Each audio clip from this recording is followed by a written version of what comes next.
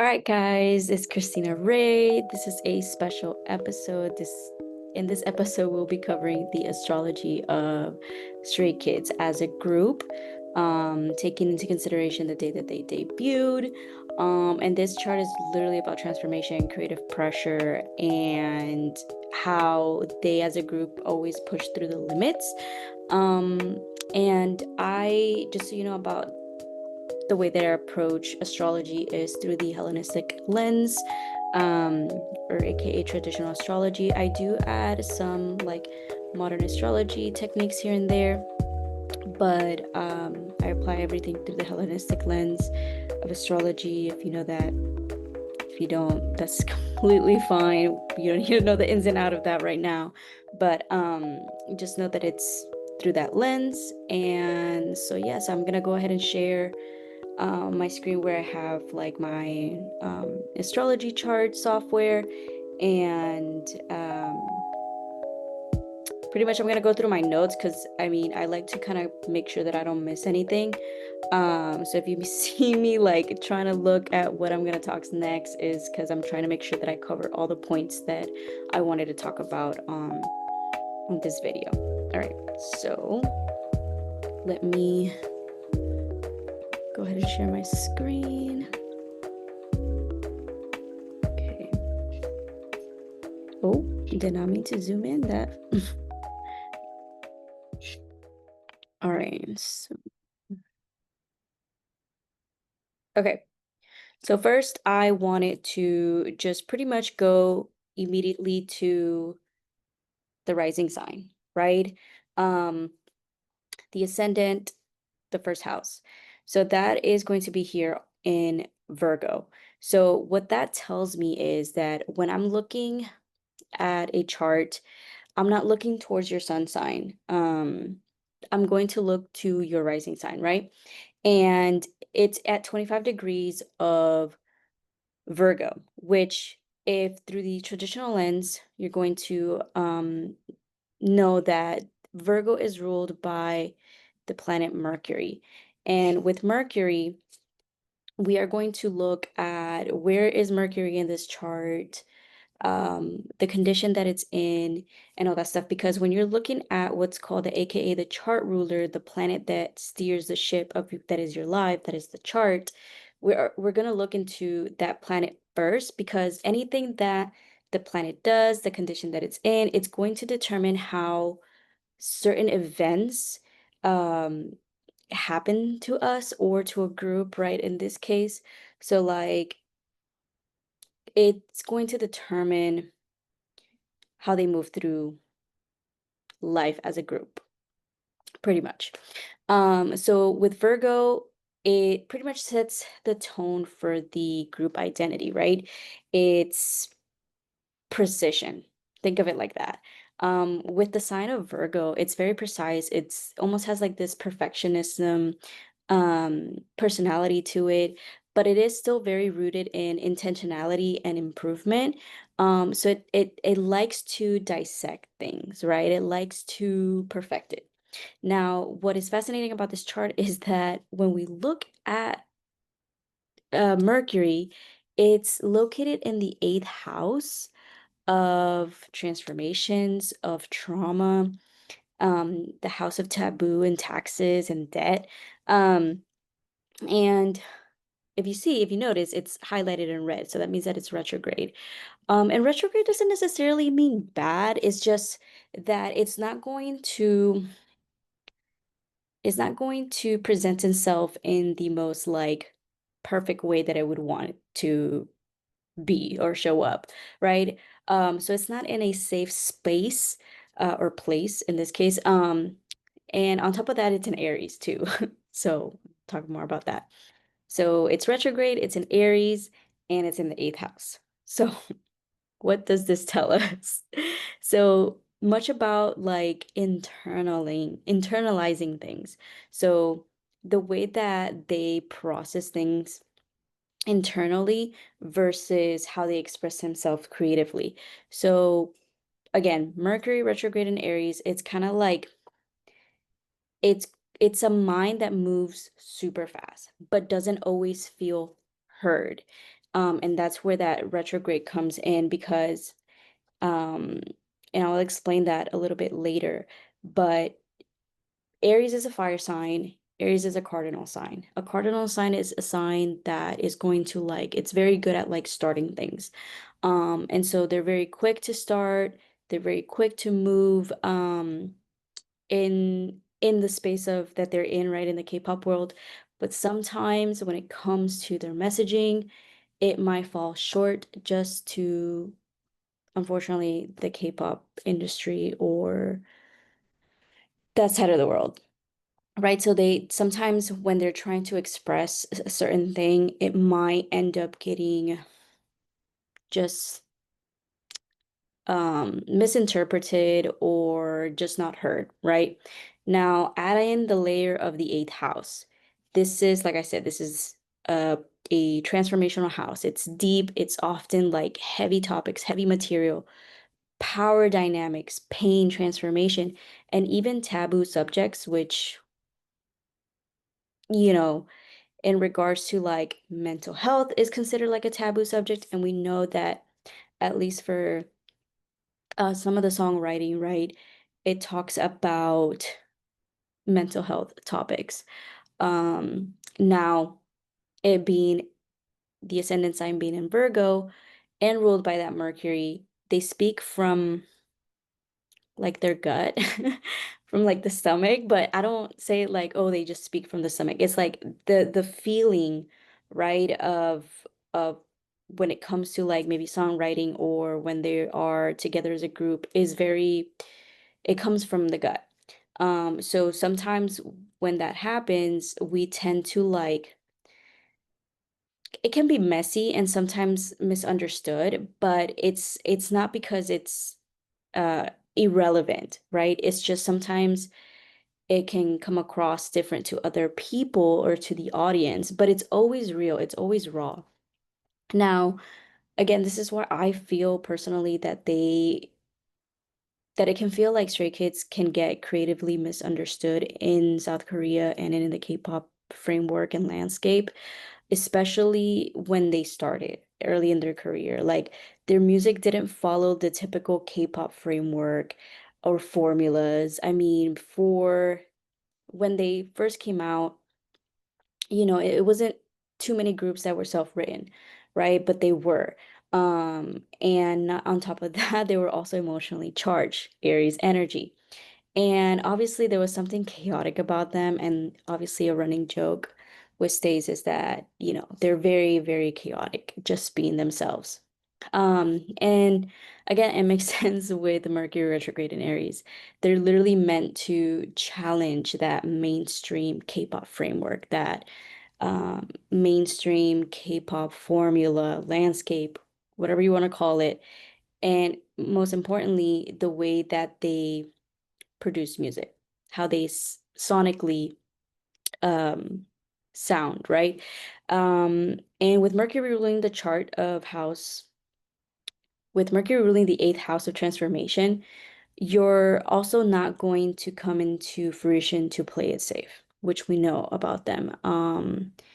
They're here to push and pull, right? The industry, to rebuild. And when I say this, it's like I'm gonna make a reference to the Karma album, but it's literally I like to look at the eighth house like the house of the phoenix. It's like this constant loop of transformation, and not just as a group, but also like musically and the message that they're trying to put in out in the world. Like they're constantly reinventing themselves. Um, but yeah, that's Virgo rising with the chart ruler, Mercury retrograde in Aries in the eighth house. So one thing, very important thing that I would say if JYP had an astrologer in their team or whatever in Division One or whatever it's called, is that to please not release anything or do anything important during Mercury retrogrades. Um, if you can't help it due to scheduling issues, that's completely fine. But, but, if you want to kind of minimize any like mishaps or miscommunication or how something lands, maybe avoid Mercury retrogrades.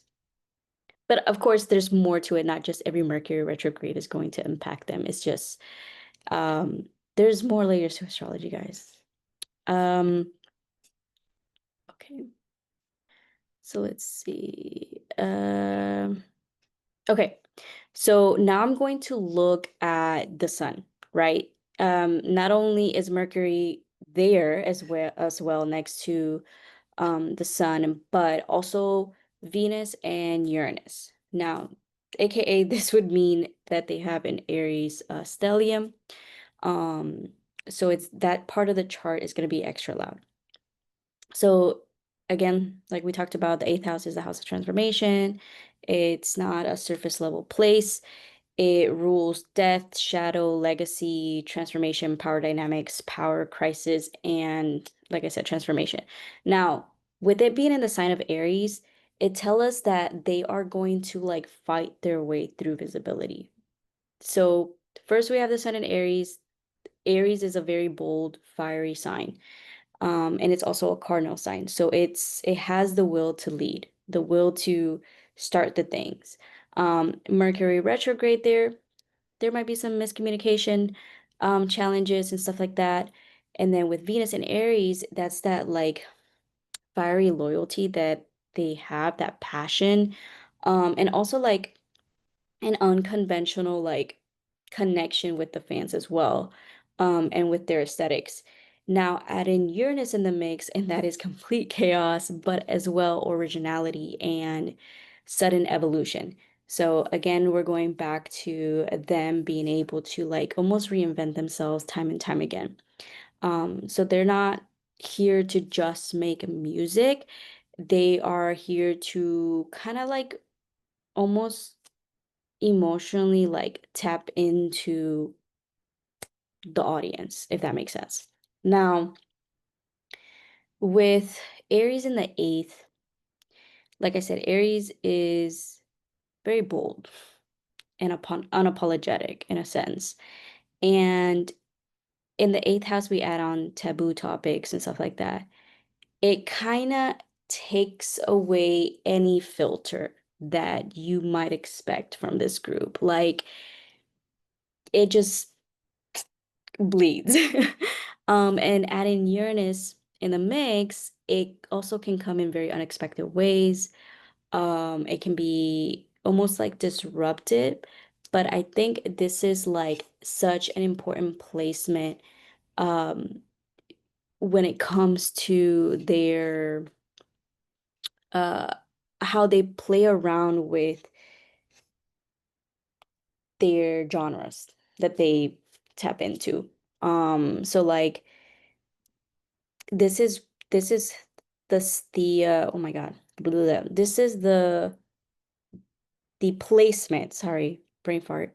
That would, if I were to be looking at this chart for the first time and you tell me it's like a group or something, tell me like what genre, I wouldn't be able to tell you because it is like just using that creativity to like almost bend the rules of like a particular genre. Um, so yeah, that's that part. Um, and again, they're not here to fit that with that Uranus placement, they're not here to fit the mold or the template that is considered a K-pop group. Um, and they're not supposed to. Like, I mean, you can see it in the chart. Like it's it was born with that identity was born when creating Stray Kids. Um, and also Uranus is the planet of innovation too, in a sense. So using that creativity, that spark, that airy spark that fuels them, it also adds an element of like just constantly innovating themselves through the K-pop framework, through the K-pop sound. Um, and this would literally point to me that they're not manufactured. They're raw and authentic, like I was saying. So literally a group that is meant to shake the industry. that it's in, and it's something that you're not supposed to get right away. Like I'm not a stay who was there from the beginning. I've discovered them a little bit later on. But to those stays that have been there since day one, like it it might have been like almost so impressive to see them grow as artists, because had you like you could see that they were a very talented group, but you might have not gotten the fact that they were gonna be like to the level that they are right now. Um, you could feel that they were meant to like break through. Um, but also maybe something that might have like worried some fans were that maybe they don't fit in. But that's okay, right? Like, how can I explain this? They were never meant to fit in, and that might have been a concern. Um, but that was meant to be, is what I want to say. Okay. So now I want to move to the moon here in the 11th house. The reason why I want to talk about the moon, not only because it's like usually what we go after the sun, right? But also because it's in the 11th house. So in the 11th house, personally, I consider it because it's a house of like hopes and dreams, right? But I also feel like it's a house of social media. And in that part, I also kind of include the fandom into the 11th house, because the 11th house is also about community. And um the community for a group is really their fandom. So now the reason why I'm bringing up the 11th house is because I want to talk about the relationship that is between them as a group with Stay, and like maybe the emotional imprint that they have on the fandom. Sorry, I'm gonna burp. I think, I don't know. Let me take a drink. Sorry. I should be drinking water. All right. So with the moon here, there is I don't know what was that. Um, because the moon rules our emotions, our emotional instincts, there is a need for like safety and belonging that the group kind of gives us already. And obviously, the moon is in domicile in the sign of Cancer. Did I say that right? The moon is in domicile. Yeah, the moon is in domicile in Cancer. So it's dignified, and it's nurturing, it's sensitive, it's deeply protective as well. Now, what that means is that that nurturing energy is projected onto the community and vice versa. So, this is why I feel like when it comes to the relationship of, why am I getting a phone call? Of Stays and Stray Kids, there's this bond of like home, feeling like home. Um, Sometimes the fandom can feel like wanting to protect the members. And so having that placement naturally for the fandom, it's like, oh my God, these are like my babies, or these are like my old group, or this is like um my boys, like, and having that like almost like emotional imprint on them. But also that might go vice versa, where it's like I want to protect Stay. And it kind of goes beyond like the idol fan dynamic. And that's why I say that it kind of just feels like home. Um, and I feel like that I think that's why they also, try to be as active as possible. Is because they kind of have like that need for Stay and vice versa. So that it goes a little bit I wouldn't say excessive, but it can be seen that way. So it's it goes beyond just being a fandom, right? There's some like emotional protectiveness that the fandom of Stay or what is Stays have over the group. And again, like I said, I feel like it's very mutual um because as a group they do value and care a lot about Stays. And I think with the whole fiasco of I can't even remember this last tour um during the heat and all that stuff, they felt very protective over making sure that everybody that was in attendance was being taken care of, was being like were hydrating and stuff like that. So it goes both ways. Um, and of course, if you want to talk about that Cancer Capricorn axis, it can be almost like super protective. So yes. Um, what else? Let's see. Oh, yes. Okay. So lyrically, right? This is where, because fans are not just going to connect with a group just to connect, right? But it's because some part of the music is going to really touch you.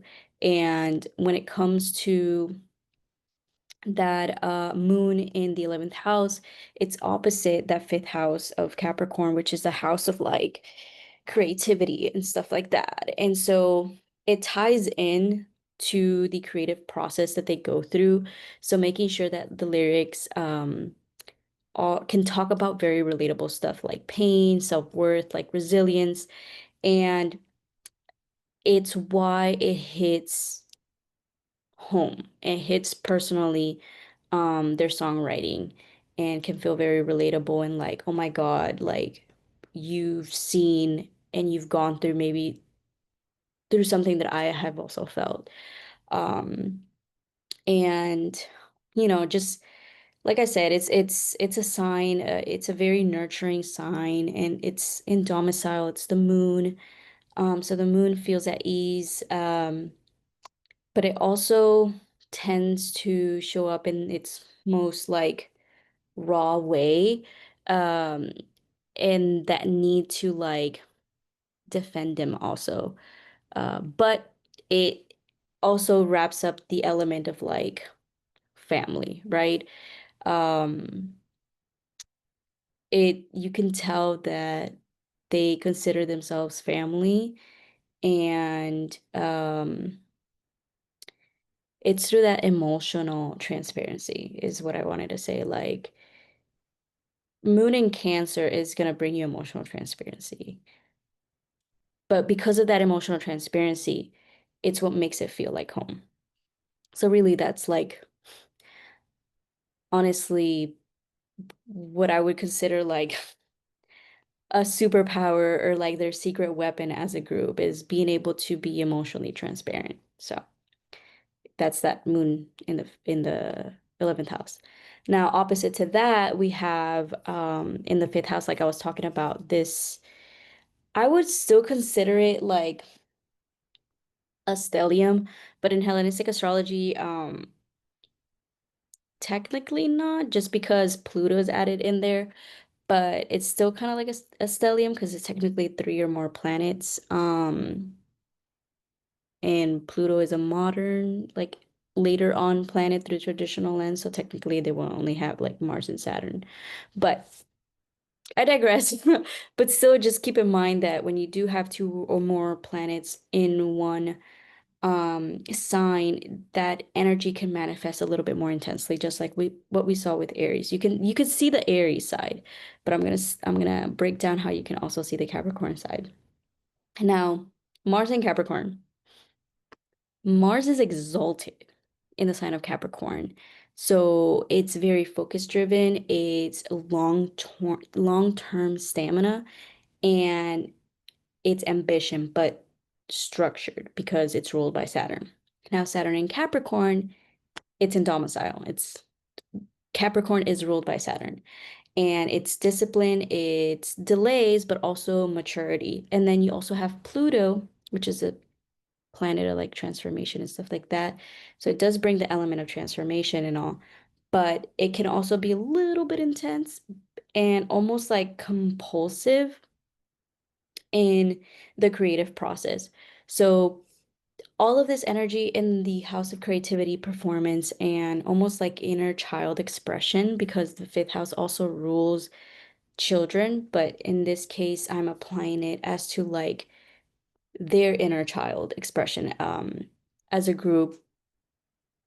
Here is where Mars makes a square to the sun in Aries. And so what that does is that it creates a little bit of a tension. Um, they're very driven, right? But they also have to like create in conflict with their sense of identity as well. And then if you add Saturn to the mix, Saturn is almost like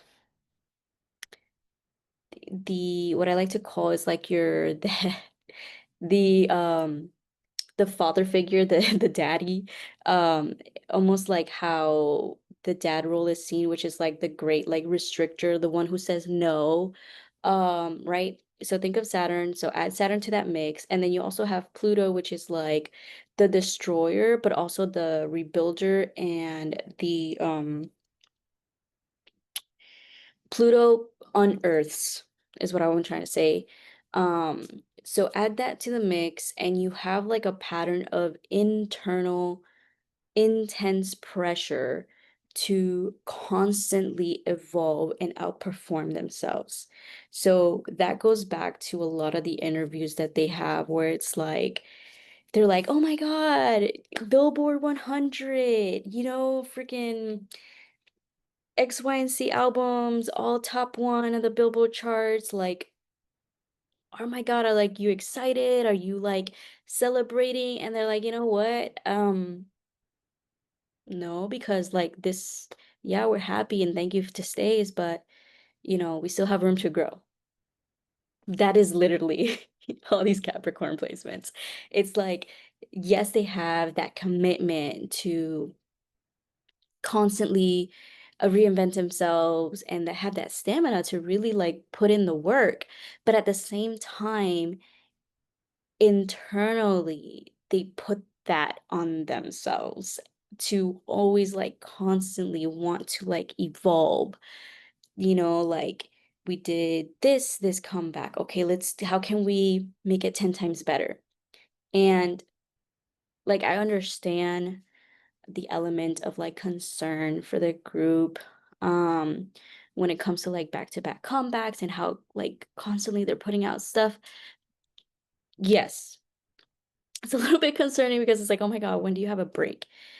But please understand that them as a group, they collectively kind of calibrate themselves into this energy as a group. Um, and they are capable of doing it, like they have that Mars and Saturn. And it just, I mean, think of Mars and Capricorn like a general in the military, you know? Um, he's gonna he's gonna lay out the game plan, right? And then Saturn is there to help execute it, but with effort, with work. And so that's why they work so hard. And again, Pluto there, it just exacerbates that like need to constantly be like, okay, so what's next? Let's Phoenix rising from the ashes. Like, how can we re um evolve, right? What's the next stage after this? And so um the reason why I want to say like don't like be too concerned is because in traditional astrology, Mars is of the night sect, SECT. um and what that means is like when you're reading a chart, you're going to see whether you were born during the day or you were born during the night, right? They debuted in Korea at 6 p.m. Korean time. The sun is right above. Hmm. I could have swore they were an eye chart, but anyways, um, what I'm like, I don't know why I wrote in my notes that they're from a night chart, but okay, so they're a day chart. So with the day chart is that Mars and what is it? Mars and Venus are going to be of the opposite sect, of the opposite team. So Mars is considered the malefic of out of sect. How do I explain this? Okay, two teams, day team, night team. On the night team, Mars and Venus are like the group. During the daytime, Saturn and Jupiter.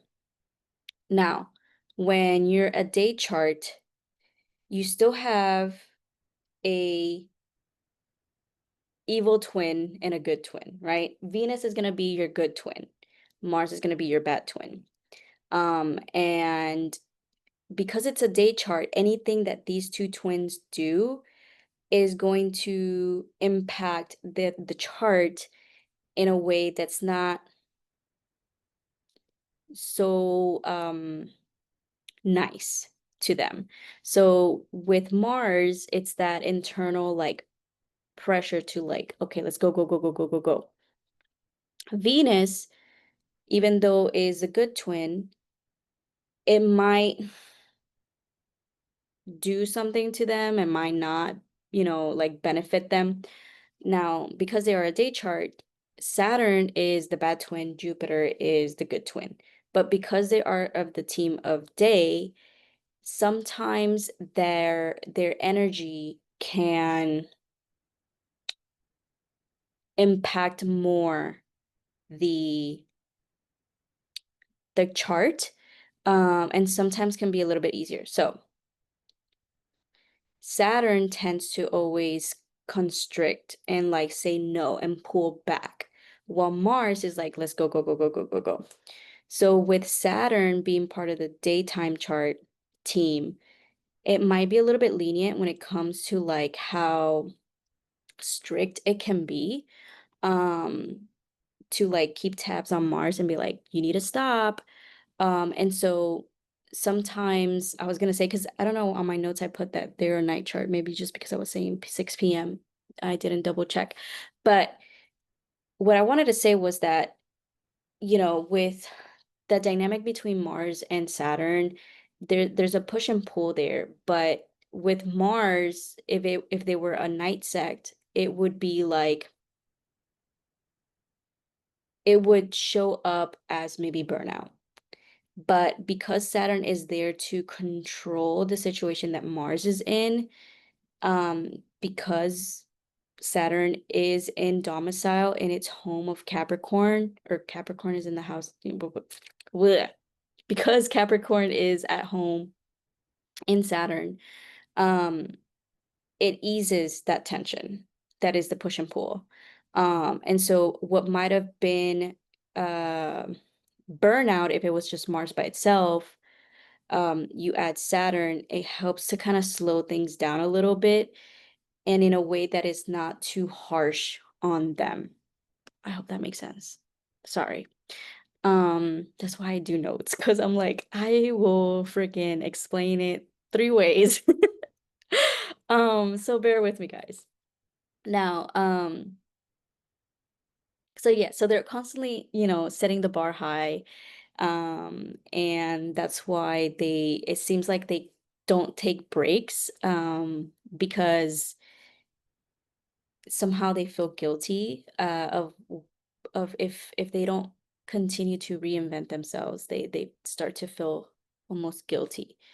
Um, and that's why you'll also notice that with like the songs or with like the album introductions, they talk about sometimes like, oh, this song like was written 5 years ago, or this song we had it for this album, but then we took it out and it's no longer the title track and stuff like that. So they're constantly like perfecting, and that goes back to that Virgo rising sign. Um, so please don't come for their worth ethic. It's just this chart is very like, they want to grind as much as possible, and work through their craft. um the sweat and tears that they put into albums and to just their work in general, it's all there, right? The perfectionism is there, and it's just because they have that need, that sense of like wanting to constantly surpass themselves, really. Um so another important um house that I want to talk about is the seventh house right here, which is all these Pisces placements. Juno is a asteroid. I just left it there because sometimes I've been trying to like learn as much as I can about Juno as an asteroid, so that's why it's there. But ignore Juno. But really, Chiron and Neptune. But I'm gonna talk more about Neptune here, because it's in the seventh house of like relationships with the public, but also the parasocial culture that surrounds them as K-pop idols. So again, like I said, the seventh house is about relationships, but I'm converting it into like the audience relationship and even like open enemies too. Um, so with Neptune here, everything kind of gets a little bit fuzzy. Um, in traditional, not traditional, I'm sorry, in modern astrology, Neptune loves being in the Pisces sign, but again, I'm going to approach this in the traditional lens. But so on one hand, you have something beautiful, dreamy, almost intuitive connection with the idols, right? And vice versa, like them having like this beautiful connection with stays. And it creates almost like that alluring, almost spiritual magnetism that they might have on stays. And almost like a sense of like, oh, I feel them, I can see what they're going through, right? But even though Neptune, modern astrology, is good in Pisces, there's still a shadow side, right? um so this can manifest as like people projecting fantasies onto them, maybe fans kind of feeling entitled to them, and that parasocial dynamic that almost like blurs line between fantasy and expectations. So that could be like the negative side of having Neptune in the seventh. um but in a way, this is also shows like why stays are like really loud, um and why they might like fall too deep into the Stray Kids rabbit hole. um but yes. So just because the bond between stays and Stray Kids might feel like something really, really special, it can also harm in a sense. And I feel like you can see that in as a stay, where sometimes that entitlement can come out, and whether they were meaning to come that way or not, it like ends up harming them. So just food for thought. Anyways, let's talk about the nodes, which is the North Node in Leo and the South Node in Aquarius. So North Node in Leo is in the 12th house, South Node is in the 6th house. So this axis is like almost like your karmic blueprint. Um, it's like the soul's movement through service, which is like the, oh my God, the 6th house, and creative sovereignty and private power, that is the 12th house. So Aquarius Sorry. Yes, Leo North Node, Aquarius South Node. Okay. So with the Aquarius South Node, I mean, yes, South Node, collective duty, survival mode, trying to fit in. Now, North Node in the 12th house, this is like because it's in Leo, there's a source of a individuality and artistic radiance that is leading with the heart, right? Leo rules the heart.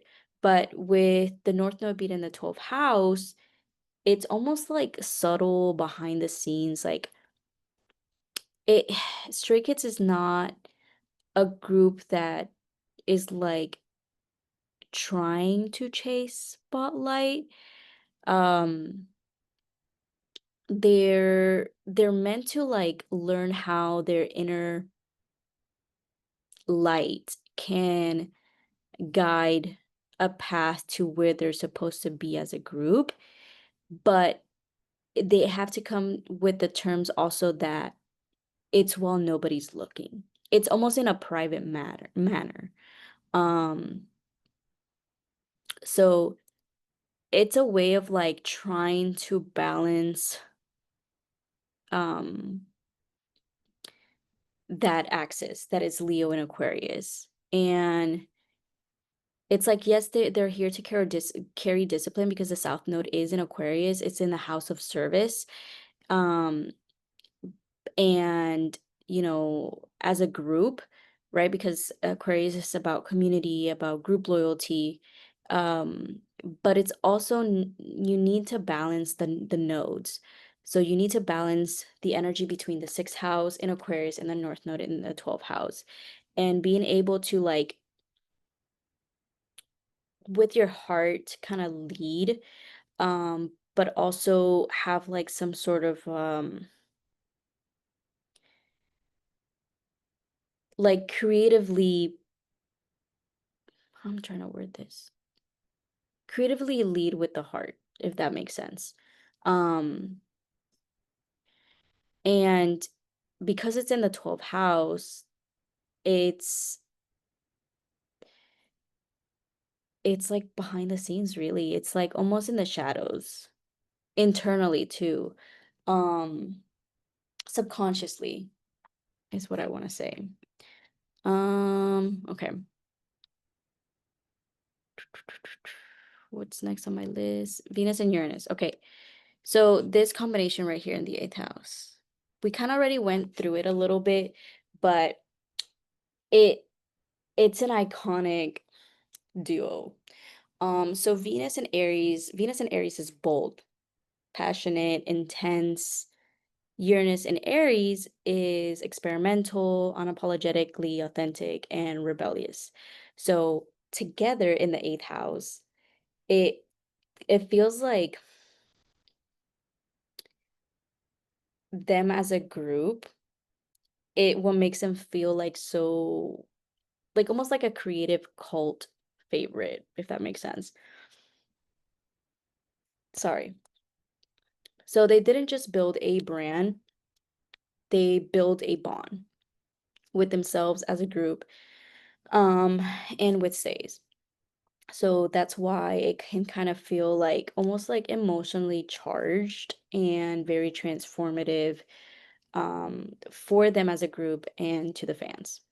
It also like with kind of Venus ruling the arts, this is kind of where we get that unique sound that is Stray Kids, because you really can't say like, oh, like yes, you can consider them K-pop, but they rap, they do EDM, they do slower sounds, they do traditional mixes. Like it's just they're so unique and sonically that it's like, how can you fit them into that box of K-pop? But that's where that Uranus Venus combination comes, right? And also Uranus is the planet of like instant things, right? And so the ability that they have to like again constantly reinvent themselves, even like shock the fans, shock the music industry with like every comeback. This is that marker.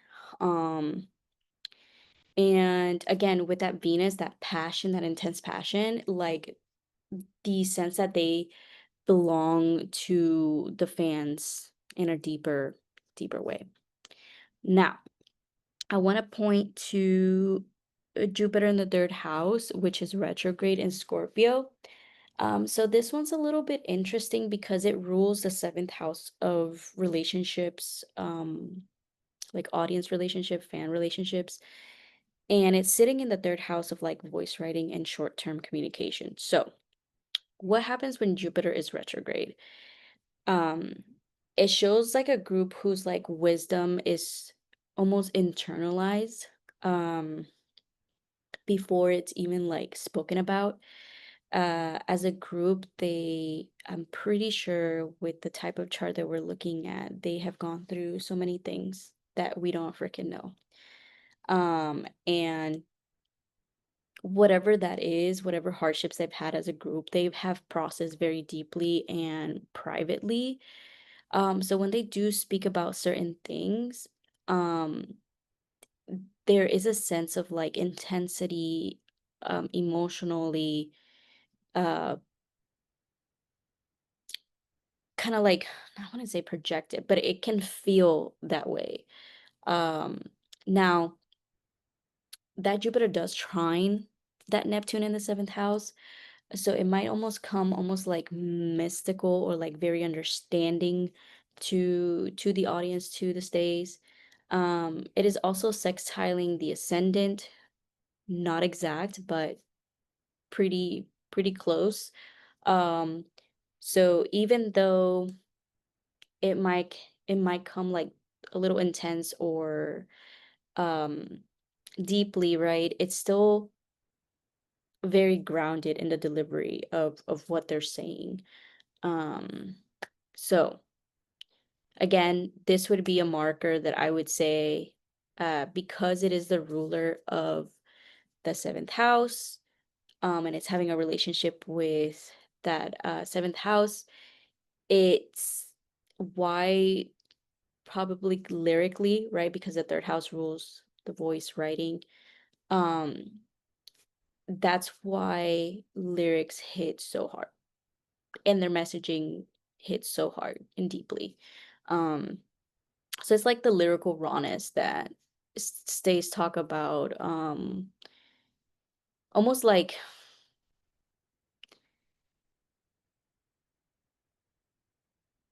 how I guess they connect.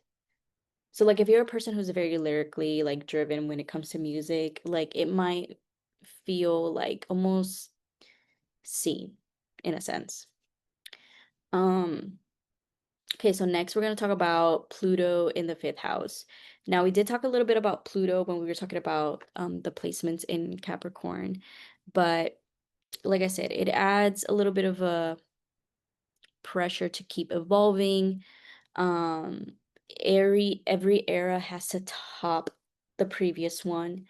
Um, and I mean they do it honestly. Like every era is like, oh my God, can it get better? Yes. But somehow in the process they're reinventing themselves. So this is a group of a chart that really just doesn't make music. It's kind of like almost like mm, I don't want to sound crazy, but like magically like constructs their their music. So it's one where like you can definitely feel every time they have a comeback how much better they got in their skills, like whether it's songwriting, dancing, you feel the work and effort put through each comeback, the growth as a group through each comeback. And so that's just like Pluto in the fifth house, honestly. It's kind of constantly like breaking the old versions that were of, Stray Kids, to make room for a much bigger Stray Kids, if that makes sense. Um, so I think I've spoken for a lot now, but I wanted to get this out there.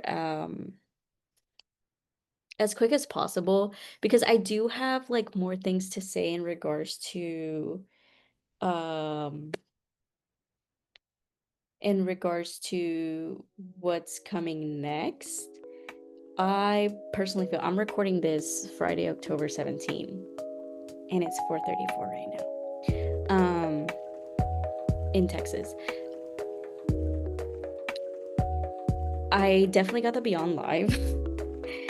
So I will be watching that, but I'm convinced that we do have a comeback, but there is still more that I feel like we're gonna see come 2026. So please let me know. I'm gonna stop sharing my screen right now. Please let me know if this was interesting to you. Did it track with if you're a witchy poo baddie? Please let me know if you're also getting this this energy from the group, and yeah, just let me know if it's something that you guys want me to break down, like, because if you know, you know. I don't know if you're new here or if I am mentioning that I'm doing this on my socials. I don't know yet. I'm just doing this on the fly. I did do a breakdown of the astrology chart for the Karma album drop, and it was pretty accurate. And I even broke down almost like the whole album astrologically, per songs, like, hey, this is where this song fits into this dynamic of the Karma album drop. And just recently, a couple days ago, I posted a video about how I feel like there's something brewing, because again, I kept looking at the chart for tomorrow, Saturday and Sunday, and I was like, I feel like they have something to say. I feel like they are going to definitely do a comeback. That's just my thought. And I had a lot of people be like, oh my god, you know, there's definitely something like changing. They're posting all these trends, they're being a little bit more expressive, a little bit more like free, in the sense of like, you know, the thought out there that I put was that, you know, even concept wise, it feels a little bit more sexy. And you know, the idea of a sexy concept is not far-fetched, I believe, in my opinion, in the way that I'm reading things. Now mind you, the way that I tend to kind of put two and two together is doing timing techniques, which is pretty much seeing what their transits are doing to this original birth chart and then seeing how it plays out. And I could definitely, right now they're going through an 8th house year, which lights up again all those Aries placements. So there's a lot of intense energy that we're feeling that we might get. And then going into the 9th house, just because the 9th house is a little bit more visible, and it is the house of like foreign lands, foreign people. I'm just very, very curious. I still haven't like super like gone far into next year, but I can just get the feeling that it's just gonna get bigger. So with that being said, please let me know if you want me to do those timing techniques that I'm talking about onto, like, project it into the birth chart, the debut chart, and see what we might be getting coming 2026. So if you enjoyed this video, please let me know in the comments. Please let me know your thoughts. And if you do guys want a breakdown to see what we might or can predict for 2026, please let me know as well. And yeah, I think I'll make sure to subscribe. I always forget that part. Please make sure to comment, like, and subscribe. And if you want to see more solo episodes like this, where I'm breaking down the birth chart or the debut chart of other groups, please let me know which group I can do next, or which group you would like for me to do next. And yeah, I'll see you guys in the next time, whether it's a reaction video or a solo EP.